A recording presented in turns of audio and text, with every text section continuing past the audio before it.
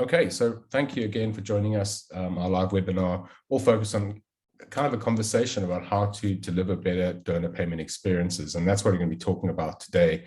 Obviously, there are a lot of different angles that we can take on this and different routes to this. But we as Findoc, we are 100% focused on payments. We're the payments people. So we will have a particular focus on how to leverage your payments data to deliver more timely, more relevant, more personal experiences so that your donors are more likely to give and you can retain donors and attract new donors. So my name is Conway Buckle. I'm the UK and I Territory Manager for FinDock based in London. I will introduce some key topics today, just some things to think about, and then I'll pass you over to our super solution engineer, Peter, and he can actually show you how some of this looks in practice. We will have time at the end of the session for some questions and answers. But because this is a relatively short webinar, I'd ask if you guys can just note any questions that you have throughout and save them at the end. I think you can, if you want to post a question in the chat as well, and we'll come back to them at the end as well if you don't want to forget it. We will be recording the webinar as well, so you'll get a copy in the next couple of days. So I just wanted to give you a little bit of background to Findoc. Okay, so we are 100% native to Salesforce, which means you're built on the same platform, the same technology as Salesforce. We're a pure payments management application built on the platform that makes it possible for you to manage the entire payment journey directly within your CRM. So we've got customers across all segments, really, across the UK, Ireland, and Europe, but our core focus is non-profit or not-for-profit. And we really do believe, I mean, the reason we get up in the morning, essentially, we really do believe that payments should be a donor-centric process, and you should be able to access that data and make it actionable and gain insights from that from within your CRM. And we make all of that possible amongst quite a few other things, which we'll touch on a little bit later. We are based in the Netherlands, our head office, but we have customers across most of Europe, and we have teams across most of Europe. And hopefully we're recognized by Salesforce, and you can see that on the slide there as an EMEA Partner of the Year. We've got some fantastic customers from large nonprofits, multinationals, right down to smaller, more regional, community-focused nonprofits, and some others as well. That's enough about us. Let's get started. So just some stats that we wanted to throw up here that probably won't be shocking to you, but it's a good reminder of why we're here today. So 59% of charity leaders say fundraising was and is still their main concern, and this is 2019, so this is even more so now. And you'll know from some of your interactions with brands and organizations that there's an increasing sophistication in terms of the experience that we have, or at least the experience that we hope or expect to be having, which is a much more sophisticated and personalized experience. And we know that 87% of charity leaders are or have invested in new IT systems as well, or planning to by 2020. And the last stat that we throw up is quite interesting as well. Just ties in with what I was saying previously. 71% of consumers or donors or constituents expect personalized interactions, and 76% of them get frustrated when that doesn't happen, right? So it's really nice when we see that people, organizations, brands, whoever they are, remember our preferences, and when they offer us things, they offer us a campaign or whatever it might be that they're specific to us, that the messaging is personalized, and they know that we like. So most charity leaders are taking note of this. And it's a big reason for growing investment in IT, CRM systems, digital engagement, etc. Fundraising as the core function continues to be a concern within the nonprofit sector. And of course, the pandemic has meant a move for many organizations to a much more digital approach. And while digital offers many benefits in terms of donor targeting and automation, the same challenge still exists. And that as an organization, you really need to know your donor or your constituent in order to engage with them. And if you're not able to do that, then it's going to be quite challenging. So, not every donor, is the same. Every donor is unique, from the causes that they care about, to their lifestyles, to their income, to their families, how they want to be communicated with. And most importantly for our conversation today, how, when, and through which methods they prefer to give and donate and support your organizations and the causes that you are supporting. So there is no longer sort of a one-size-fits-all approach. Some donors want to use digital wallets, some prefer to use credit cards, Some want to give the same amount every month. Others prefer a more traditional approach. They want to maybe send you a big check at Christmas and hopefully lots of other key moments throughout the year. Maybe they did a birthday fundraiser and they raised £1,000 and they phone in and they just want to be able to give you that money, and how they don't know how to do that. So how do you make sure that you understand your donors and you can deliver and give them the experiences that they have come to expect is the big question. And that's pretty much what we've been talking about today. So we do at FinDoc believe that you should be focusing on 3 core areas. There's always a little few more, but there's 3 core things. And within these, there might be a lot of different avenues you can go down, but to keep things simple and focused, we've bundled them up here, just kind of in 3 core points. So number 1 is listening to your donors. This means setting up ways, methods to listen to your donors, to what they're saying, and to be able to record how they act, and housing this all in your CRM, an essential system, an essential CRM, so your team to have access to it. The second point is to try different methods, experiment, try different things. Sometimes it's not obvious which payment methods will be best received by donors. So it's important to test and continue to innovate and try out new methods to see if they work for your audience, for your constituent base, for your donor base. And lastly, but probably the most important, to be honest, it's really all about how do we personalize that payment experience. And while this might sound a bit complex, if your systems are connected and you have access to donor payment data in your Salesforce environment, you're pretty much set up for success. There is a little bit of work in terms of actually designing the experiences that these donors go on, that these journeys that they take with your organization, but you will have all of the tools and information that you need at your fingertips to make that happen. So I can probably talk about all of this for a very long time. I get very excited, but what I'm going to do right now, we want to show you how this actually might look in action. So I'm going to hand you over to Peter. He's going to walk you through some scenarios and illustrate how this could look in action for you. What does that donor journey look like? What are those touch points and that engagement? And what is this data that we're talking about? So Peter, I'm going to hand it over to you. Yeah, thank you very much, Conway, for that introduction and those statistics. So yeah, let me dive into the first point first, right? Listen to your donors.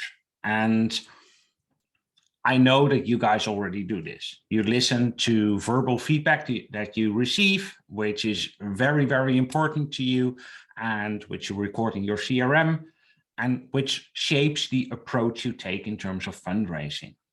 However, there's a very old proverb, actions speak louder than words, or as it's put in this quote, words are from the lips, actions are from the heart. And what this means is that capturing the actual behavior, especially on key interactions with your donors, such as them donating to your mission, allows you to essentially cut through the facade of them being nice to you, to say the things that you might want to hear. Because, well, no matter how much nice things people say about your mission and about your organization and about your campaigns that you run, if they don't actually donate, well, we might have a problem. So capturing that data is important, but that data can only be useful if it's complete, because having a non-representative subset of your behavior or your donors' behavioral data doesn't really help you make right decisions. So having that full donor 360 view with all the interactions you have with your donors, including detailed information on payment behavior, methods, donation channels, etc., will really help you shape the right fundraising campaign. And the way that we need to start off with this is by having a system where we record this information on a donor level. So here I have an example of a donor record with related information, such as donations, gift day declarations, payment profiles, which describes what bank accounts does this donor have access to, credit cards, etc. But also things like the installments, which represent the cash flow, and the payments, which represent the actual transactions. Having all of this information on a donor level will allow you to drill down to that individual level and see what this particular donor is doing. And while that is great for one-on-one account management, we also want to be able to aggregate this to a high level, to be able to create a dashboard, preferably a real-time dashboard, which tells you minute by minute how well your campaigns are doing, how your payments are performing, how your different channels are performing. And this really sets the baseline for you to measure success on any experiment or any new development that you're going to implement. Which brings us to testing new payment methods. I found this quote from Adam Savage, well known from Mythbusters. There's really no such thing as a failed experiment. And I think it is incredibly important to play around with this stuff, to test new payment methods. If there is something upcoming in the market, don't be afraid to put it into your donation pages, put it into your payment links, and see if your donors respond to it. But what is important is that should be a business-led project. It should not be led primarily by a web development team, but it should be led by a fundraiser, because you understand like no other how your donors respond and how you should communicate with your donors. And that is a fairly big challenge because it is a technical field, right? So how do we get somebody that has a lot of affinity with fundraising and with donor relationships, but not necessarily a lot of affinity with technical stuff like enabling payment methods? How do we get to a point where you feel comfortable doing that? And at the same time, now, when we have done that, we need to have that earlier reporting foundation to make sure that we actually have something that yields results. So let's actually take a look at how Findoc does this and how Findoc helps you to run these kinds of experiments. Let me switch over real quick. So from the perspective of a fundraiser, what you need to be able to do is launch essentially A/B tests. You need to be able to launch a campaign with different payment pages, donation pages that are virtually identical, save for small details, in order for you to really see what influences success. So what I've done is I've created two pages, steps A and steps B, and these pages are completely identical. The amounts are the same, the impact narrative is the same, the text and the images and everything is the same. But what we can do now is say, let's go to the payment form, let's go to the payment details and change the payment methods. So this is a form in euros. So say that we want to move into the Netherlands for fundraising. What we can do is use the ideal payment method and add that to the one-time payment methods. Ideal is a very popular payment method in the Netherlands. And it allows people to transfer money directly from their bank. So we ask them, what bank are you using? And we will make that field visible. Publish, and we're done.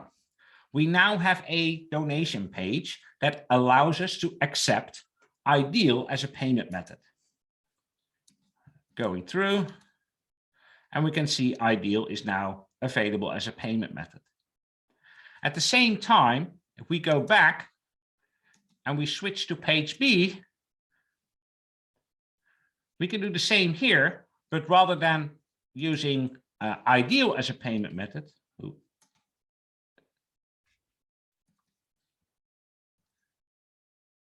there we go. We can maybe ask, what would happen if we also ask people to use direct debit as a one-time payment method rather than just using it as a recurring payment method? And because everything else is the same, if the impact between these two or the conversion between these two pages is different, we can attribute that to the payment method selection. The same goes for the order in which payment methods are being shown on the page. Maybe you want to play around with different amounts or different text on the page. What would happen if we take a different headline here? All of that stuff you need to be able to handle, and you need to be able to change and change quickly in order for you to run a successful experiment. So now that we have a reporting foundation to measure success, we have the tools in place to play around with new concepts and new ideas. This lays the foundation for us to engage with donors when and where they are, in what channels they operate. And that allows you to really personalize that experience, to engage with them on a level that they want and that they understand and that they expect from you. And examples of personalizing the experience can be as simple as sending a very highly personalized thank you email. Not just saying, hey, thank you so much for this donation, but maybe saying, hey, thank you so much for the support you've given us over the past 3 years, if they've been a long-time donor, for donating to this particular project, etc. Really showcasing that you know who they are and how they engage with your organization. Another very good example that is being put to great use by a number of our customers is following up on a failed direct debit. So if a direct debit transaction fails, it happens due to, for instance, insufficient funds, or maybe there's an error with the account or something. Following up in the right way by either calling them, sending them a postcard, or sending them an email based on their donor profile, communication preferences, and previous engagement can yield amazing results. Especially if you give that person an option to still donate that previously missed amount. And how do you decide what the best response is? Well, that depends, as I said, on that donor profile. And that is not a clear-cut line between different demographics or age groups or whatever. It truly depends on the individual unique donor and their preferences. So what I did is I prepared beforehand, where is my email screen? There we go. So what I did is we had a transaction for Jenny that failed the direct debit. And based on our previous engagements, the process automation in Salesforce that I set up chose to send out an email. And what has been proven, especially in reports from the Next After Institute, a very well-known institute around fundraising, is that a very simple email will often yield better results than a highly stylized and with a logo at top, etc.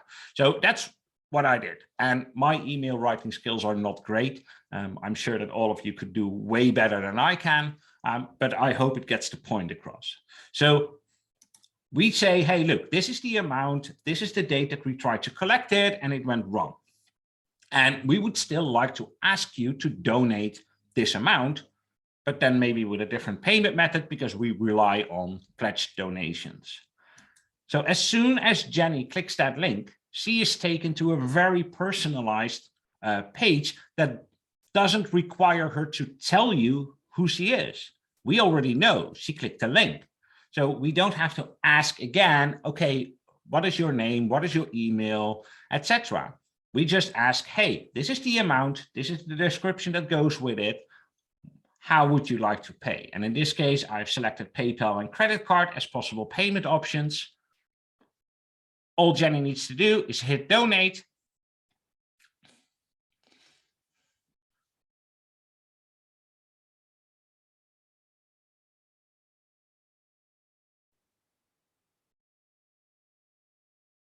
And we are taken to Stripe. So I have selected Stripe to work with as my credit card provider. And one of the nice things about Stripe is that it comes with built-in Google Pay and Apple Pay integration. So I don't even need to put in my credit card details. I'll just hit Google Pay, click Pay, and my transaction is being processed.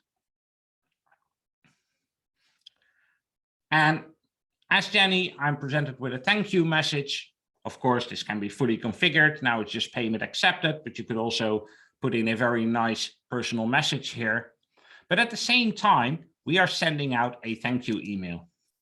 So if we wait a couple of seconds, we can see that the confirmation comes in. And this is important because she just responded to a plea for help, for plea to please donate the amount you previously pledged. She responded to that. And it is good to immediately confirm that you've actually seen that and that you've actually received that money. And of course, it doesn't just stay with email. If we go back to Salesforce for a second, this is the transaction that she responded to. So as soon as I refresh this screen, we will actually see that the transaction is marked as collected and that we have an additional payment now. So everything is recorded in Salesforce in real time, allowing you to engage with the donor as you've just seen, but also having your internal reports and dashboards be up to date with accurate, down to the minute information. And with that, Conway, I'd like to hand it over back to you. Yeah, that's great. Thank you, Peter. Yeah, really nice to see some of that functionality actually in action. So thanks for walking us through that. And just wanted to kind of round off as we start closing out the webinar and just put up a couple of customer stories. And there's a lot of stats and some text here for you to read. And two of them that we've chosen. The first one is CAP, Christians Against Poverty. And I think the nicest thing on this slide for me is the quote here from Dan Kingsley, who's the head of fundraising. Just saying, you know, now that we have Salesforce and Findoc, we're able to think about how we can do something differently with our fundraising. And we also know that whatever we try, we've got the tech behind us, we've got the platform and the solutions there that's going to give us that flexibility, basically. And we've been working with Christians Against Poverty for quite some years now and seen how they've been able to transform their organization, the way that they engage with their donors, the different payment methods that they're supporting, and quite a large number of annual transactions and, you know, actual donations and payments that are coming in. So not a small amount and quite a large donor base. So even with all of that, they still have the flexibility to they have the chance to try different methods, to think about offering different ways to engage their donors. So it's really great to see that they're having such fantastic results. Maybe you can put on the next one as well there, Peter. And UNICEF. I think everyone on this call and most people know who UNICEF are. And this is just an interesting take on it. If you can see that quote from Sasha, who's their database manager there, and, you know, very big organization, very high annual income, you know, lots of different payment methods and providers. But what's really important for them is from an internal operations perspective as well, just having that payments data coming in and having it all in Salesforce, they actually have visibility of what is the cost with actually these different payment methods. And it helps them to make those kind of informed decisions and say, okay, well, we've been offering this payment method for the last 6 months, but no one's using us and we're spending X amount to have that available. So it doesn't make sense for us to continue. Maybe we should try something else. The donors aren't engaging with it essentially. So it doesn't make sense for us as an organization to continue offering that when actually they prefer to do something else with credit card or they want to use PayPal. So let's take whatever it is off the table. And it just gives them that control internally to really understand the payment methods they work with, the payment processes they work with, how much this is all costing them as an organization, is it viable? And ultimately, it comes back to the donor. What do the donors want? What do they prefer? And it's, you know, once you start capturing that data in Salesforce, it's really easy to slice and dice, put up some reports and some dashboards. And that's exactly what UNICEF has done. So those are just two customer snapshots. There are many others. If you would like to learn more about what some of the other customers that we have are doing, customers on Salesforce and FinDoc, we do have customer stories available on our website. We will be sending out a follow-up with links where you can go and see those, but you can also just go onto our website as well. We do have a YouTube playlist as well with some really nice short demo videos looking at things like giving pages, looking at things like gift aid potentially, and a few other areas, and discussing different payment methods as well. So you can go and look at on YouTube at the FinDoc channel and see the playlists. We'll also be sending a link out for that. And then last but certainly not least, you know, have a chat with us. You know, reach out to us. I'll be sending out our details. You can also just contact us via the website if you're interested in learning more about how we can help you kind of develop and deliver that better donor experience. Then please do get hold of us. We'd love to have a chat with you. You can see there's sales@findoc.com, our FinDoc website as well.